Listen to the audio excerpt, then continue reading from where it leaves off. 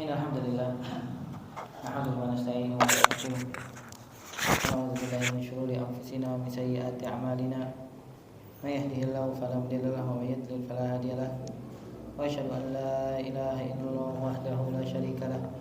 Wa asyhadu anna Muhammadan abduhu wa rasuluh.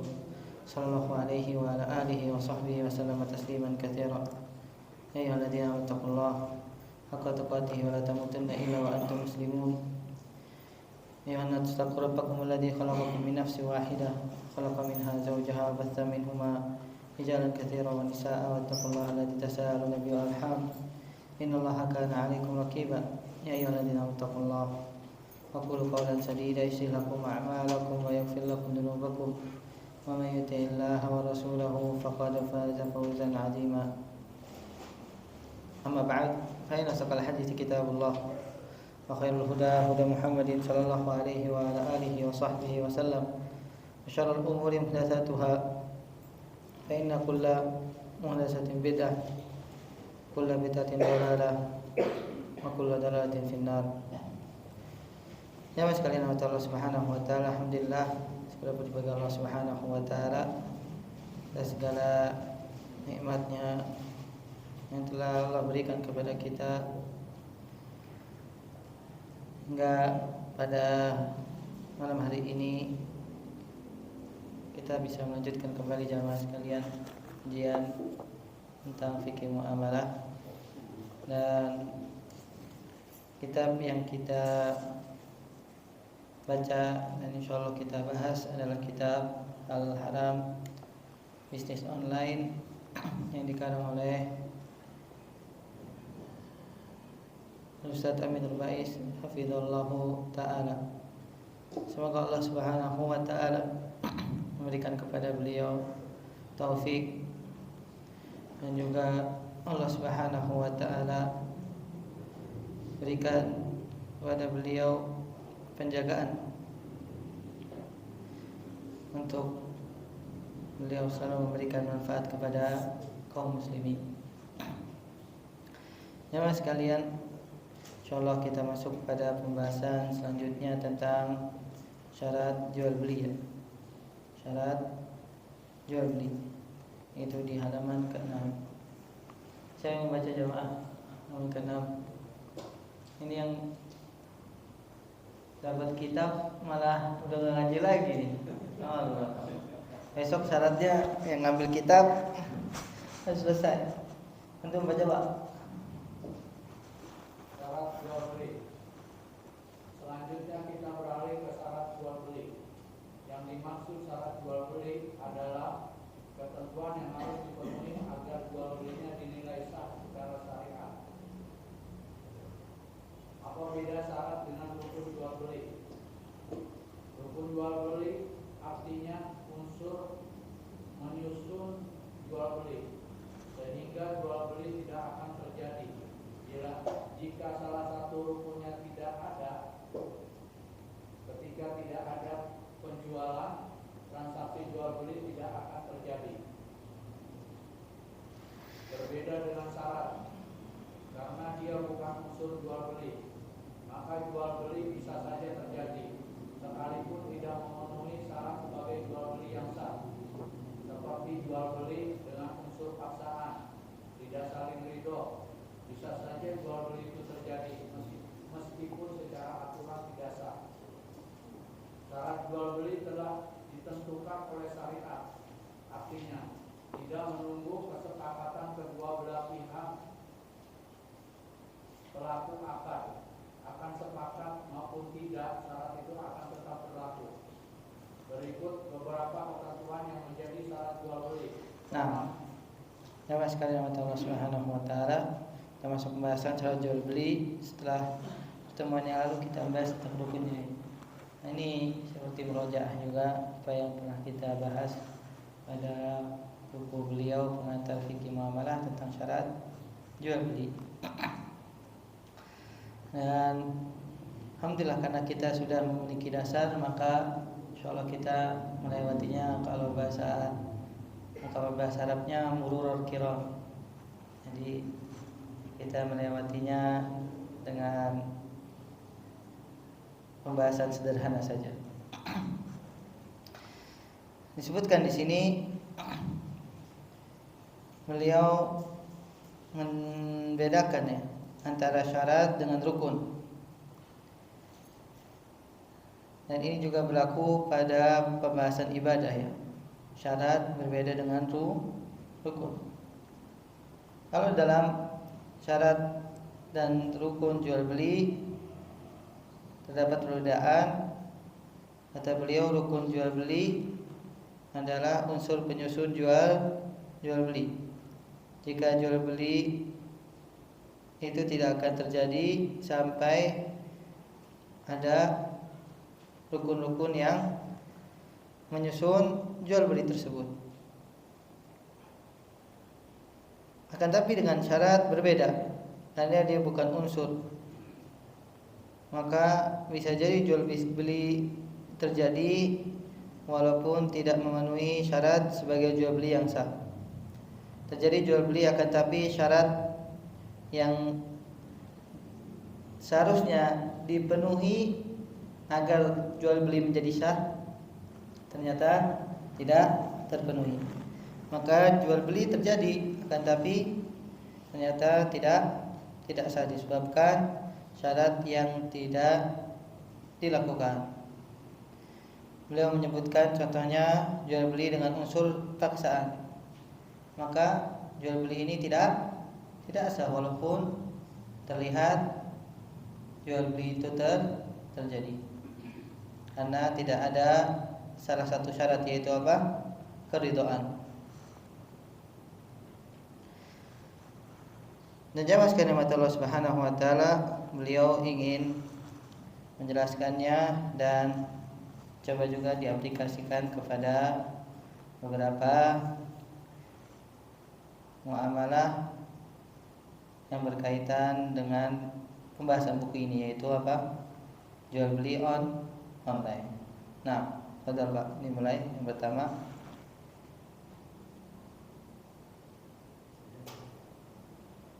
Lanjut Pak. Pertama, harus dilakukan saling ridho antara penjual dan pembeli. Allah berfirman, "Hai orang yang beriman, janganlah kamu saling memakan harta sesamamu dengan jalan yang kafir, kecuali dengan jalan perniagaan yang berlaku dengan suka sama suka di antara kamu." An-Nisa 29. Adanya kerelaan kedua belah pihak adalah bagian paling prinsip dalam akad jual beli. Jika tidak, berarti menzalimi orang lain. Dalam ayat di atas, Allah menyebutnya sebagai memakan harta orang lain secara batil.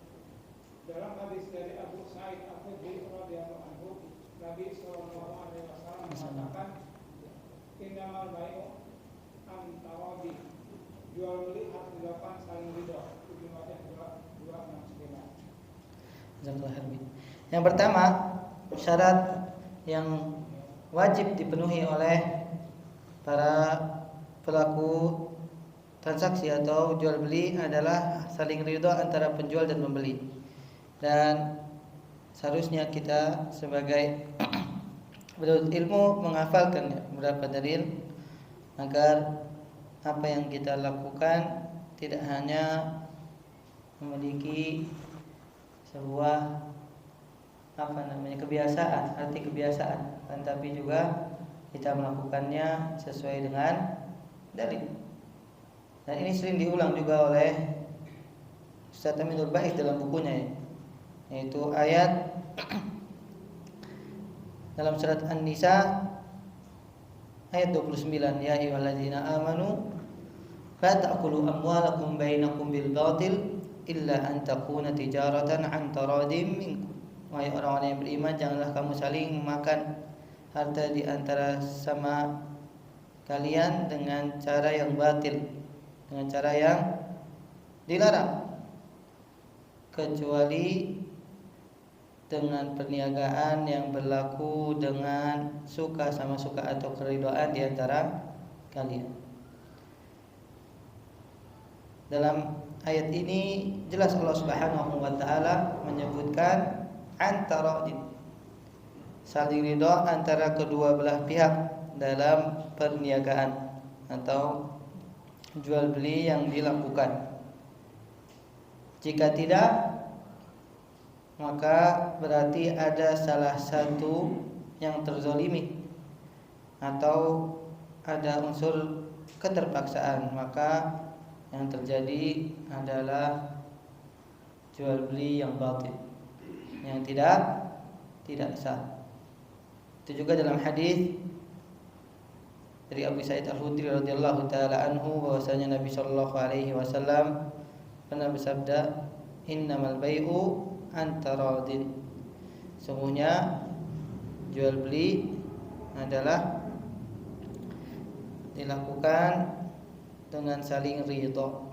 Jual beli dilakukan harus dengan saling ridho antara kedua belah pihak.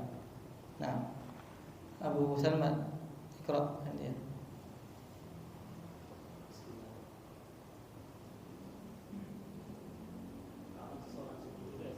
Ya. Kapan seseorang disebut telah ridho? Para ulama menyebutkan rukun saling ridho ada dua. Yang pertama, ilmu, mengetahui dan menyadari. Jika salah satu pelaku akad tidak menyadari konsekuensi akad yang dilakukan, maka akadnya dibatalkan karena ada unsur pembodohan. Yang kedua, al-ikhtiyar, tidak ada paksaan. Masing-masing memiliki hak pilih antara melanjutkan akad atau membatalkannya. Sebagaimana dinyatakan dalam sebuah kaidah, adanya paksaan menggugurkan ridho. Secara umum, ketika seseorang belanja via online, mereka melakukan secara sadar, tidak ada paksaan. Paksaan yang dibolehkan, meskipun di sana ada transaksi jual beli yang dibolehkan, ada paksaan, seperti jual beli objek yang menyangkut kepentingan umum. Misalnya, pemerintah hendak melakukan pelebaran jalan, sehingga harus memakan tanah warga. Pemerintah dibenarkan memaksa mereka untuk menjual tanahnya demi kepentingan umum. Terkait hal ini berlaku kaidah, masalah umum lebih dikedepankan. Masalah umum lebih dikedepankan daripada maslahat khusus. Tanah ini milik warga dan manfaatnya kembali ke individu. Sementara jalan untuk umum yang manfaatnya kembali kepada seluruh masyarakat. Pemerintah dibenarkan memaksa rakyatnya menjual tanahnya untuk pelebaran jalan. Nah, kapan seorang disebut telah ridha? Ini tambahan yang tidak ada di buku Muqaddimah ya, studi pengantar fikih jual beli yang beliau tambahkan di sini, yaitu apa? Ada rukun saling ridha yang harus ada untuk mengetahui telah terjadi keridhaan antara kedua belah pihak, yaitu penjual dan pembeli atau para pelaku akad. Yang pertama, adanya ilmu, mengetahui dan menyadari. Jika salah satu pelaku akad tidak menyadari konsekuensi akad yang dilakukan, maka akadnya dibatalkan karena di situ ada unsur penipuan. Dan kita semua jamaah tidak mau ada yang ditipu. Berarti ketika seseorang ditipu, maka unsur keridhaan di dalam transaksi pasti akan hilang. Yang kedua lah ikhtiar. Tidak boleh ada paksaan. Masing-masing memiliki hak pilih antara melanjutkan akad atau membatalkannya. Masing-masing memiliki hak pilih antara melanjutkan akad atau membatalkannya. Jadi tidak boleh ada yang memaksa antara para pelaku akad. Ada dalam kaidah al-ikrahu yuskitur ridha. Adanya paksaan akan menggugurkan keridhaan. Ini dapat dari faedahnya Syekh Sulaiman Al-Buhaili hafizallahu taala dalam kitabnya Mudzakarah Qawaid fil Buyu'. Secara umum ketika seorang belanja via online, mereka melakukannya secara sadar, tidak ada paksaan. Tidak ada paksaan. Maka kita melakukan transaksi secara online tidak ada paksaan dalamnya.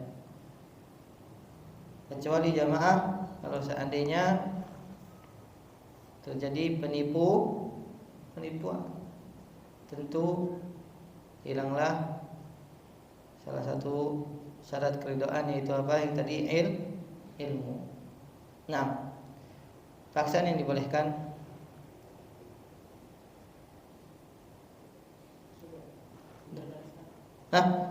sudah.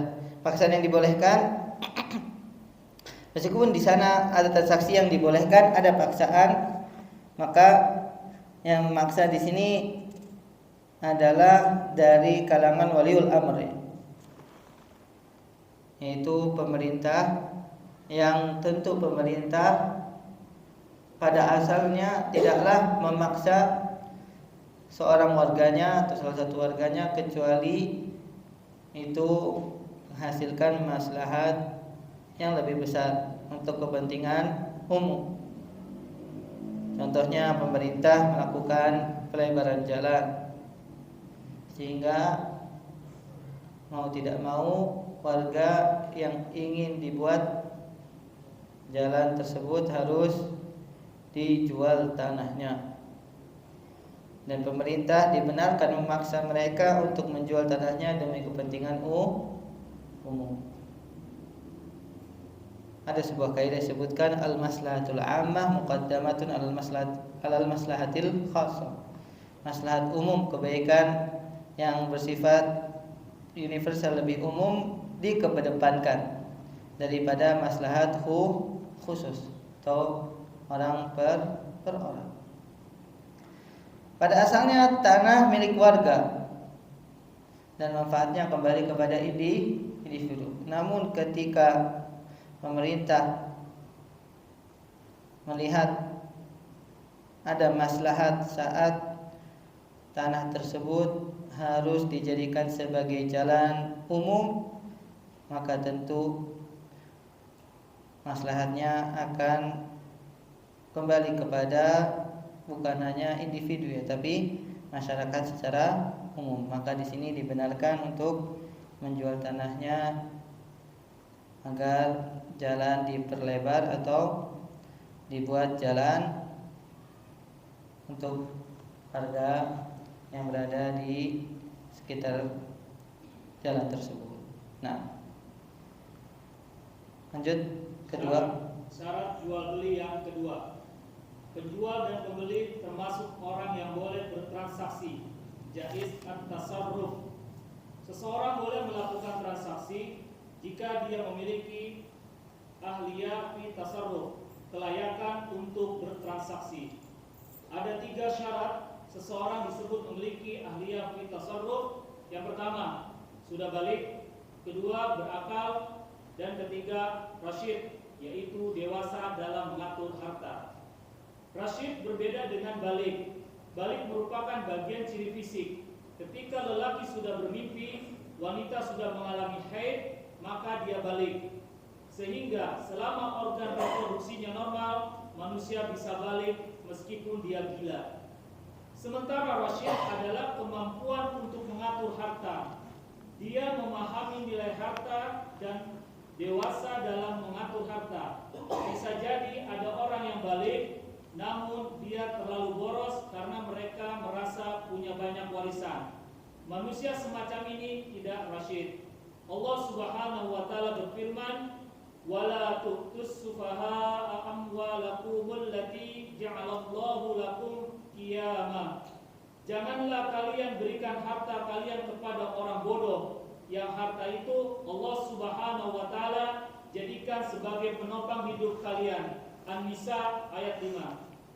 Dalam ayat ini Allah melarang hambanya untuk memberikan uang kepada orang bodoh.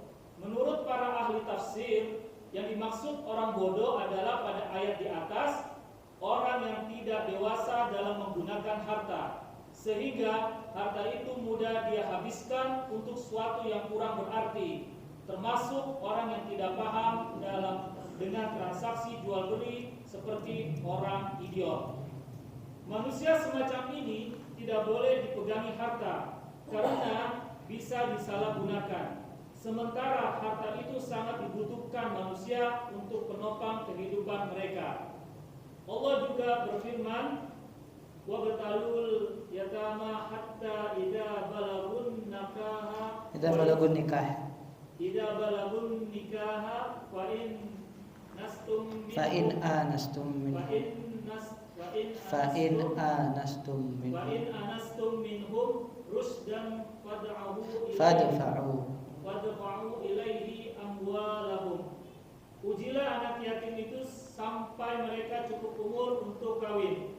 Kemudian jika menurut pendapatmu mereka telah dewasa, yaitu pandai memilih harta, serahkanlah kepada mereka harta-hartanya. An-Nisa ayat 6. Allah memerintahkan kepada para wali anak yatim untuk tidak menyerahkan harta mereka ketika belum dewasa, dan Allah perintahkan agar mereka diuji. Cara menguji bisa dilakukan dengan memberi uang dengan nominal bertahap. Jika dia bisa menggunakannya dengan benar, dia berhak untuk menerima harta warisannya yang nilainya lebih besar. Sebaliknya, jika dia belum dewasa dalam memanfaatkan harta, dia belum diizinkan untuk memegang hartanya. Tafsir As-Sadi halaman 164. Nah, perhatikan jamaah sekalian, Allah Subhanahu wa taala, syarat yang kedua adalah penjual dan pembeli termasuk orang yang boleh bertransaksi atau jaizu tasarruf.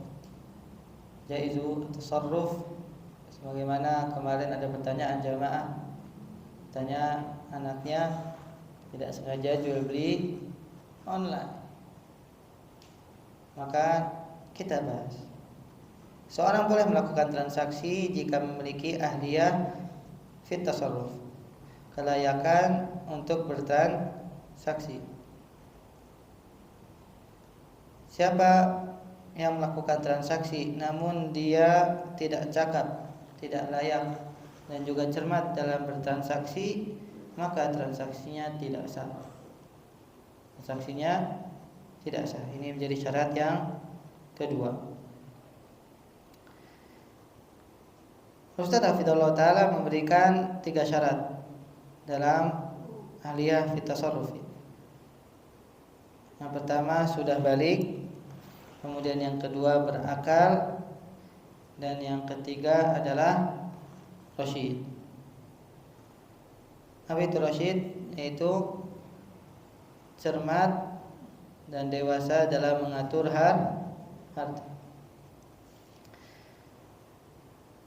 Kenapa rasyid dibutuhkan dalam masalah harta?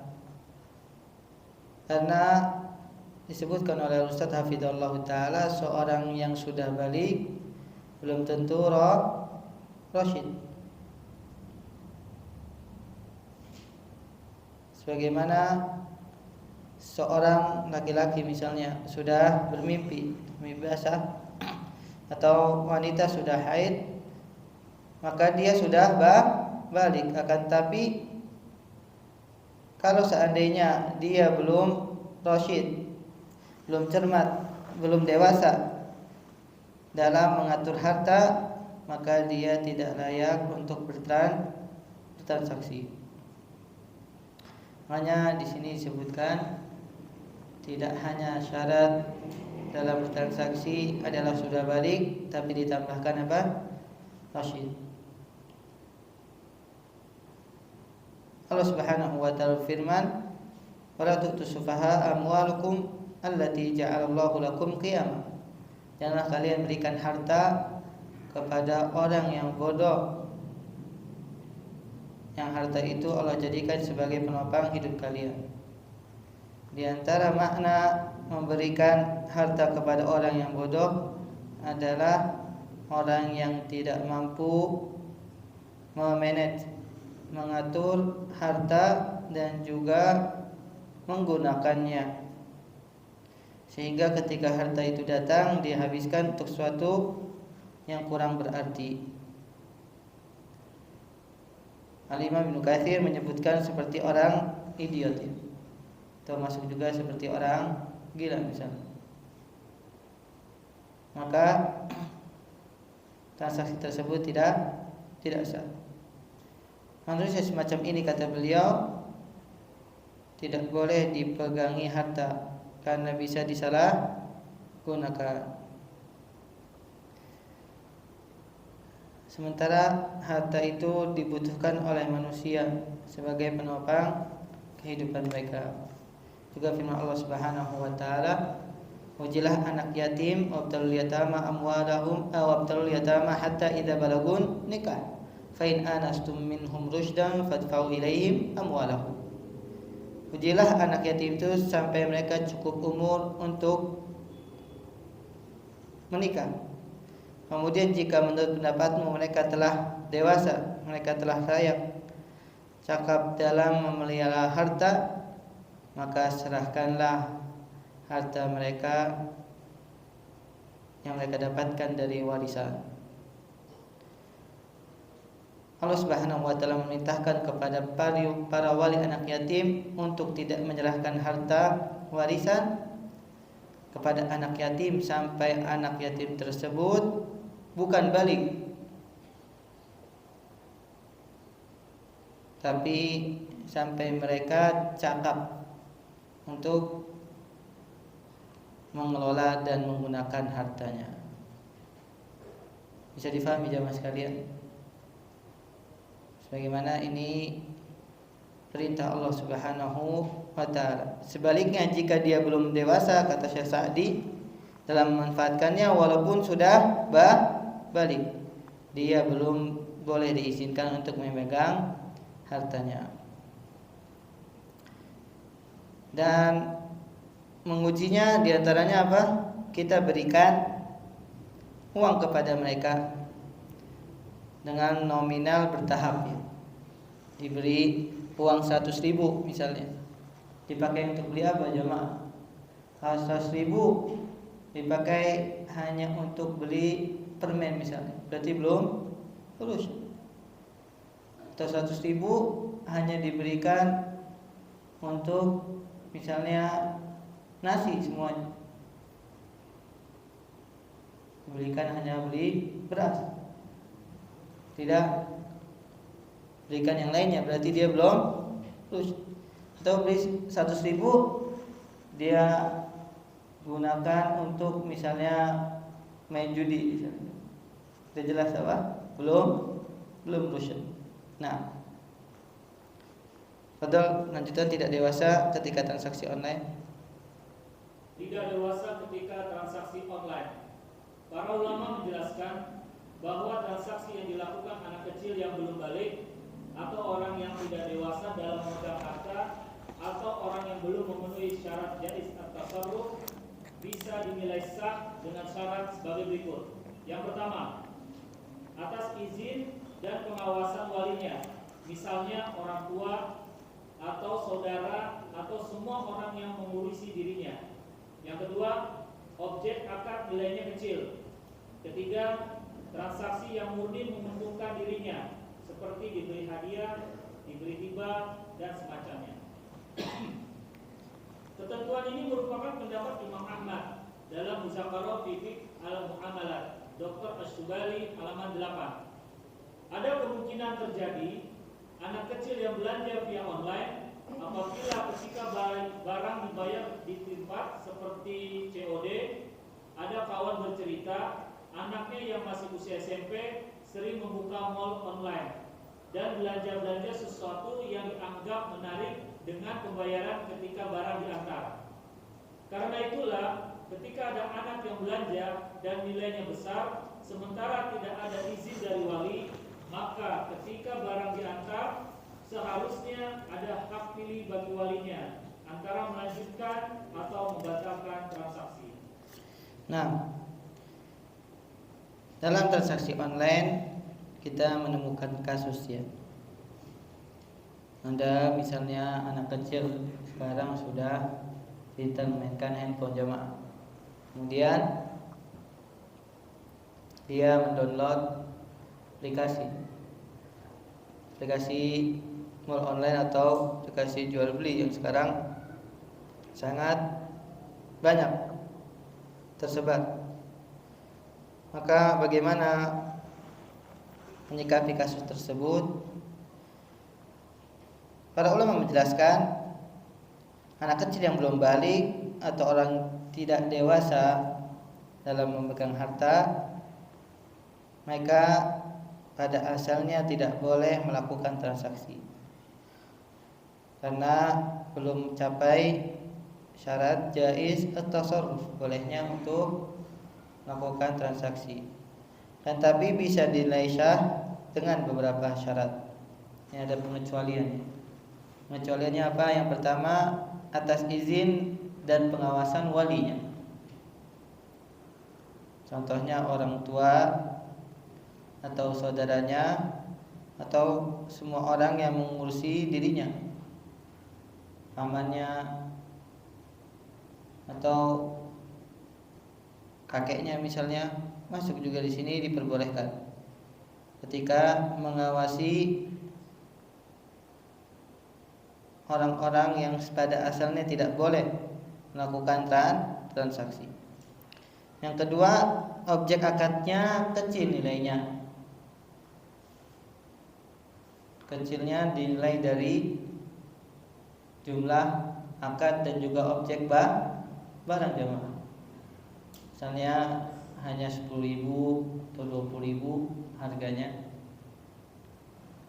maka tentu ini diperbolehkan. Yang ketiga, transaksi yang murni menguntungkan dirinya, seperti diberi hadiah, diberi hibah dan semacamnya. Ini sebutkan pendapatnya Imam Ahmad rahimahullahu taala. Disebutkan juga kemungkinan terjadi ya, seperti pertanyaan salah satu jamaah pada pertemuan yang lalu, anak kecil yang belanja via online, apalagi ketika memilihnya adalah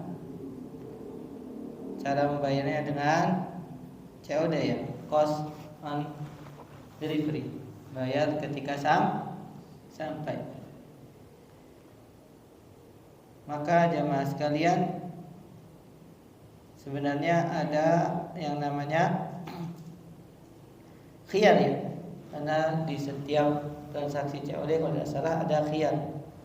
Kalau misalnya barangnya yang diterima tidak sesuai, maka boleh dibatalkan, atau mengatakan yang memesan adalah anak kecil yang tidak mengetahui barang yang ingin dia beli atau nilai dari barang tersebut.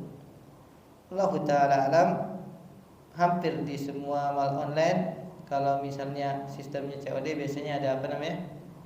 Ada khiyar ya. Ada khiyar, yaitu hak untuk melanjutkan atau membatalkan transaksi. Nah, syarat yang ketiga, Fadl. Syarat jual beli yang ketiga, orang yang akad harus pemilik atau atas seizin pemilik. Karena seseorang tidak boleh mentransaksikan milik orang lain, baik menjual barang orang lain maupun membeli dengan menggunakan uang orang lain tanpa seizin dari pemilik. Dari Hakim bin Hizam, Nabi sallallahu alaihi wa ala alihi wasallam bersabda, "La tabi' ma laysa 'indak." Janganlah kamu jual barang yang bukan milikmu. Jika seseorang menjualkan barang orang lain dengan seizin pemilik, hukumnya boleh. Jika pemilik barang tidak merelakan barangnya dijual oleh orang lain, maka transaksinya batal dengan sepakatan ulama.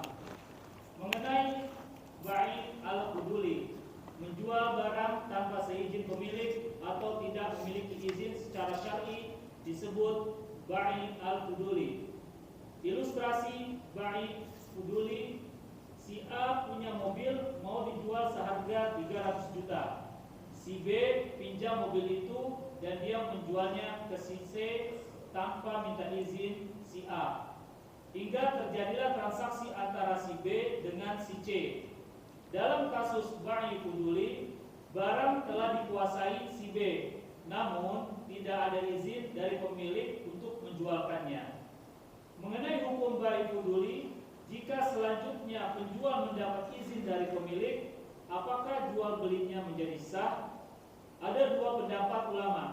Pendapat yang pertama, jual beli fuduli statusnya sah selama pemilik barang telah merelakannya. Ini merupakan pendapat Abu Hanifah, Imam Malik, dan Imam Ahmad dalam satu riwayat. Dalam kitab Al-Inayah Syarah Al-Hidayah, kitab fiqh mazhab Hanafi, dinyatakan orang yang menjual barang milik orang lain tanpa seizinnya, maka pemilik memiliki hak pilih. Jika dia mau, dia bisa merelakannya, dan jika dia tidak mau, dia bisa membatalkan transaksi. Ini adalah pendapat Imam Malik dan Imam Ahmad dalam satu riwayat. Pendapat yang kedua, bai fuduli statusnya batal sekalipun pemiliknya merelakan. Ini adalah pendapat Imam Asy-Syafi'i dalam Qaulul Jadid, istihad baru, dan Imam Ahmad dalam salah satu riwayat. Lanjutan keterangan dalam Al-Inayah Syarah Al-Hidayah sebagai berikut. Sementara Imam Asy-Syafi'i rahimahullah mengatakan jual belinya tidak sah karena dia tidak memiliki izin secara syar'i ketika melakukan akad. Karena izin syar'i untuk akad adalah dengan memiliki barang atau dengan izin pemiliknya. Sementara keduanya tidak ada, dan transaksi tidak sah kecuali dengan al-qudrah asy-syar'iyyah, keadaan yang diizinkan syariat. Pendapat yang lebih mendekati adalah pendapat pertama, selama pemiliknya mengizinkan, diperbolehkan, dan ini yang dinilai kuat oleh Syekhul Islam. Bai fuduli berbeda dengan kasus dropshipping liar, karena dalam kasus dropshipping liar barang belum dikuasai, masih ada di tempat supplier. Mengenai penjelasan dan kesimpulan hukumnya, insya Allah akan kita bahas di kajian tersendiri tentang dropshipping. Nah, sudah masuk waktu saya jawab azan terlebih dahulu. Kita lanjutkan.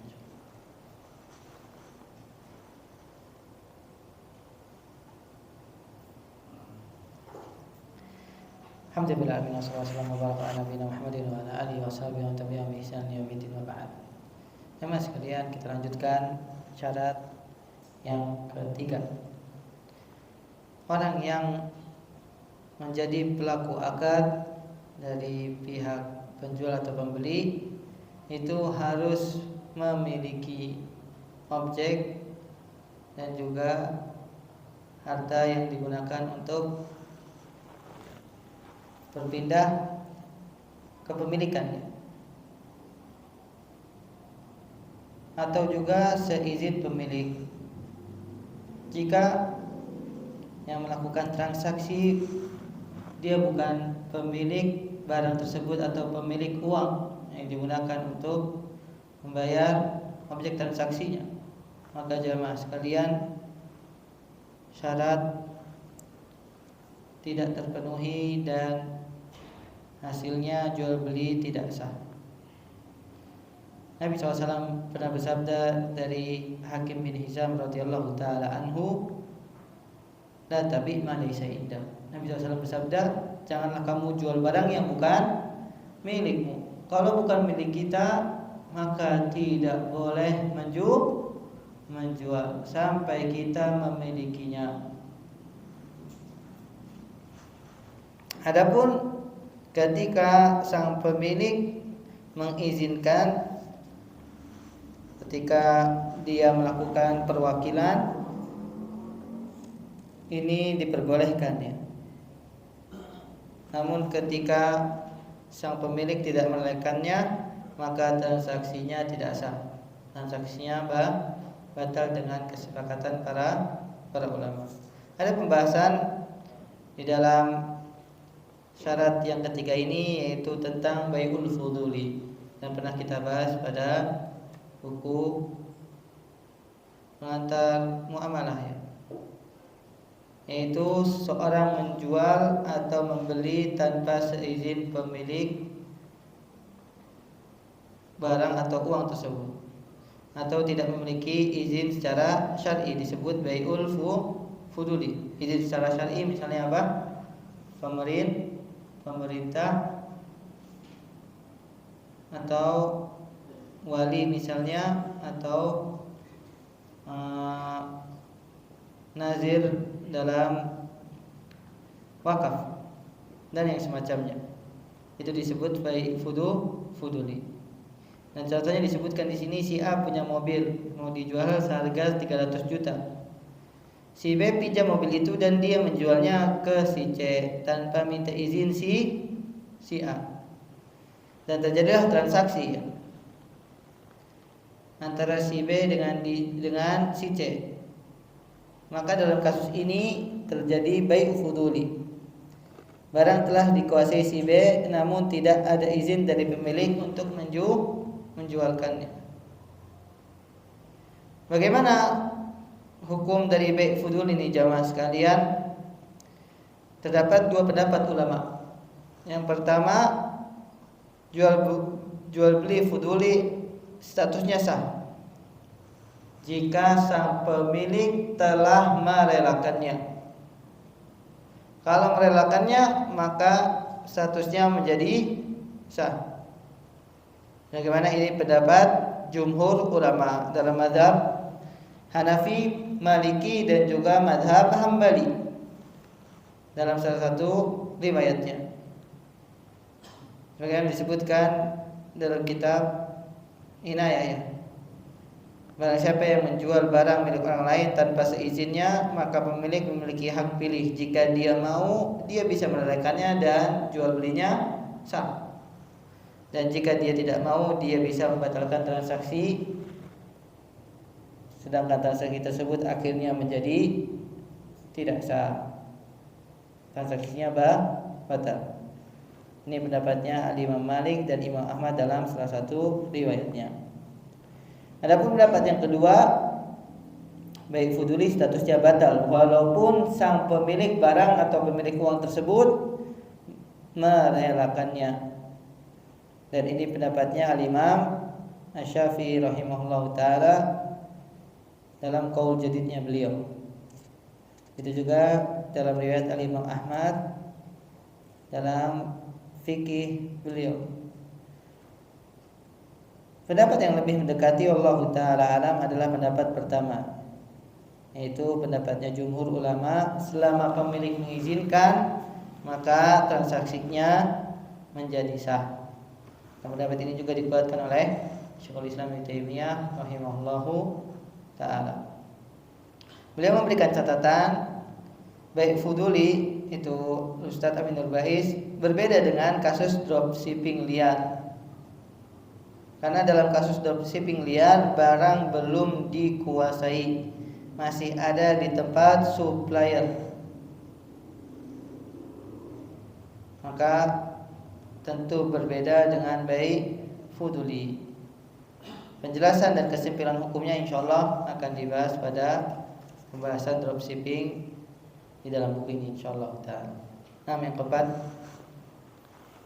syarat jual beli yang keempat, barang yang dijual manfaatnya mubah.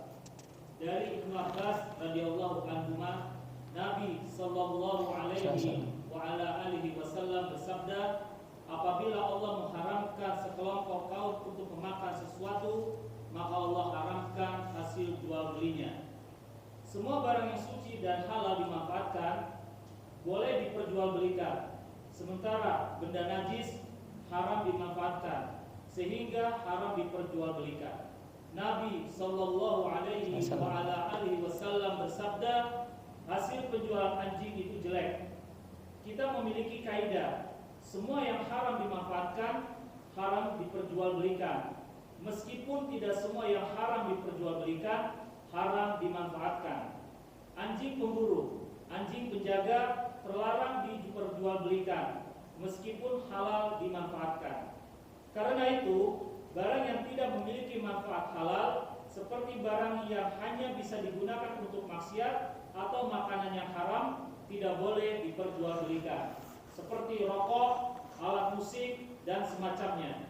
Nah, yang keempat, barang dijual manfaatnya mubah.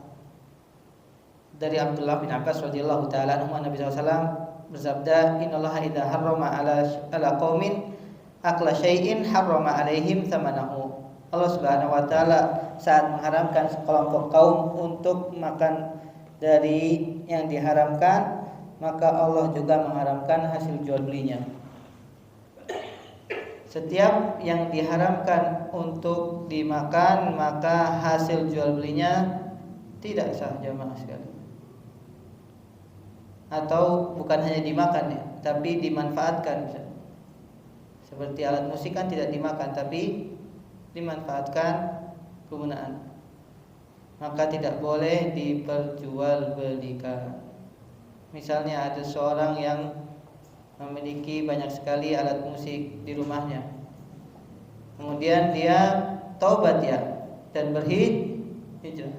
Maka barangnya nggak boleh dijual jamaah, harus dimusnahkan. Itu bukan termasuk mubazir, tapi termasuk apa?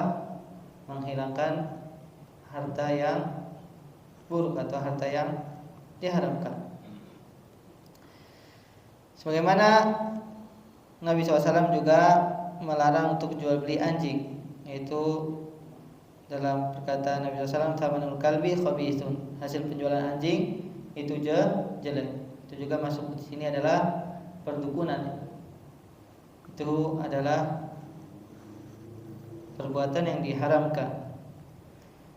Dan beliau menyebutkan sebuah kaidah yang indah, semua yang haram dimanfaatkan maka haram untuk diperjualbelikan. Meskipun tidak semua yang haram diperjualbelikan haram dimanfaatkan. Contohnya anjing pemburu, anjing penjaga terlarang diperjualbelikan, tapi boleh dimanfaatkan. Caranya dengan gimana jamaah? Ya diberikan atau diwariskan misalnya. Tidak boleh diperjualbelikan. Kalau diperjualbelikan hukumnya haram.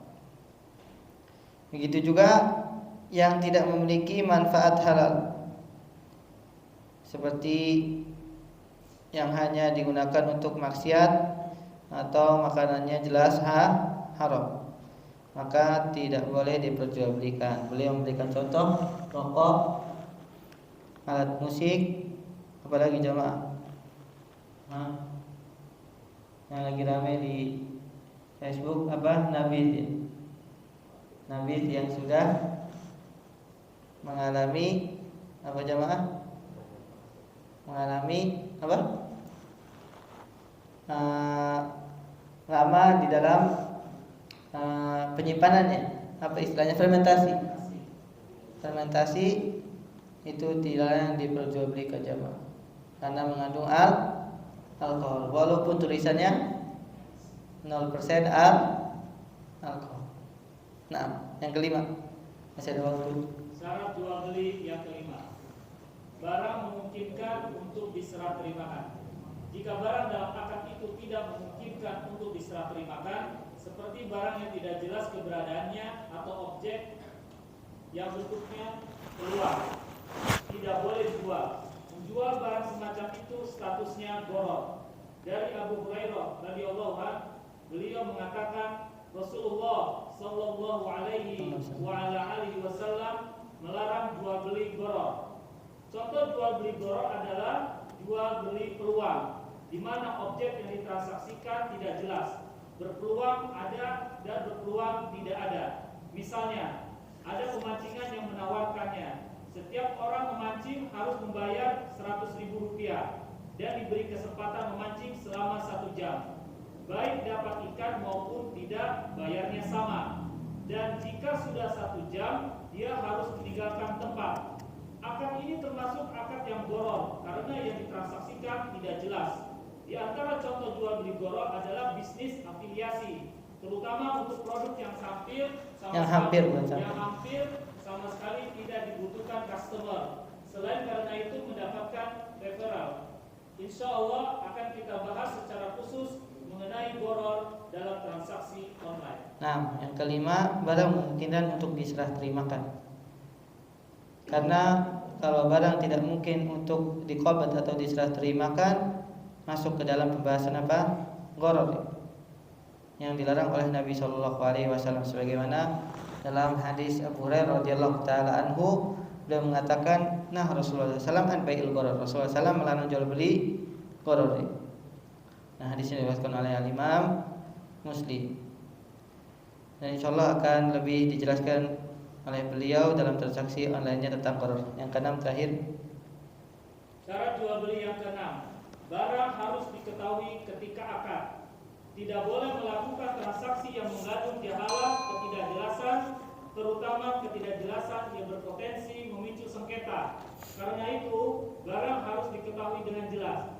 Terdapat kaidah tentang masalah jahalah yang mengatakan jahalah ketidakjelasan yang menyebabkan jual belinya batal adalah jahalah yang menyebabkan terjadinya sengketa. nah, yang keenam adalah barang harus diketahui ketika akad. Kalau tidak jelas saat akan melakukan akad objek transaksinya, maka masuk ke dalam gharar. Dan ini hampir sama dengan yang kelima, semuanya berporos kepada gharar. Ketika terjadi gharar di dalam transaksi dari harga ataupun barangnya, maka transaksinya tidak sah. Hadza wallahu taala alam. Sallallahu alaihi wasallam ala nabiyina Muhammadin. Insyaallah akan disempurnakan pada penjelasan pekan depan insyaallah taala. Sallallahu alaihi wasallam ala nabiyina Muhammadin wa ala alihi wasallam. Subhanallahi wa bihamdihi asyhadu an la ilaha illa anta astaghfiruka wa atubu ilaik. Assalamualaikum warahmatullahi wabarakatuh.